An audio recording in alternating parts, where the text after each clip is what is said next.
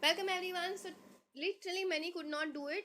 By this I mean they could not do it orally. The reason being that they did not know what is 720.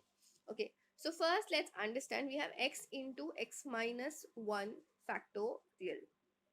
So here let's understand 5 factorial. 5 factorial can be written as what? 5 into 4 into 3 into 2 into 1. Correct? And if I wanted 6 factorial, 6 factorial can be written as what? 6 into 5 into 4 into 3 into 1. Right? So here I can write 6 factorial as nothing but what? 6 into 5 factorial. Right? Means you can write this as nothing but a factorial can be written as what? A into a minus 1 factorial, which is exactly the one which is given in your LHS. Right? So instead of just x into x minus 1 factorial, this is just given to trick you. It is basically what x factorial is equals to.